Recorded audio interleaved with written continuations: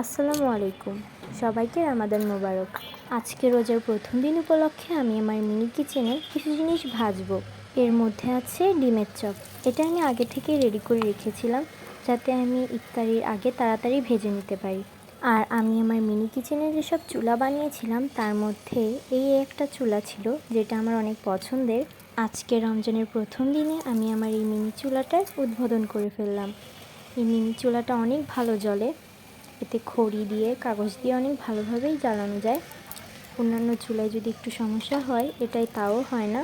আমার কিন্তু ডিমের চপগুলো ভাজা শেষ, এগুলো অনেক ভালোভাবে ভাজা হয়ে গিয়েছে। এখন আমি পেঁয়াজও ভেজে নিব। আমি আজকে আমার মিনি কিচেনে 2টা আইটেম ভেজে নেব, এর মধ্যে ডিমের চপ আর পেঁয়াজই থাকবে। ইফতারির আগে আমি এগুলো অনেক তাড়াতাড়ি ভেজে নিয়েছি কারণ ইফতারির টাইম হয়ে গিয়েছিল প্রায়, তাই এগুলো আমি অনেক তাড়াতাড়ি ভেজে নিয়েছি।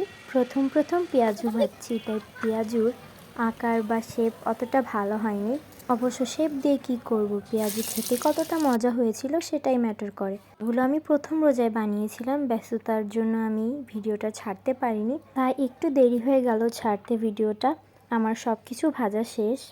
এটা এখন সসের সাথে পরিবেশন করব। এগুলো খেতে অনেক মজা হয়েছিল। তো আমার ভিডিওটা ভালো লাগলে লাইক, কমেন্ট, শেয়ার করো। ভিডিওর জন্য ফলো করতে ভুলো না। আজকের জন্য সবাইকে আল্লাহ হাফেজ। আবার আসবো নতুন কোনো ভিডিও নিয়ে।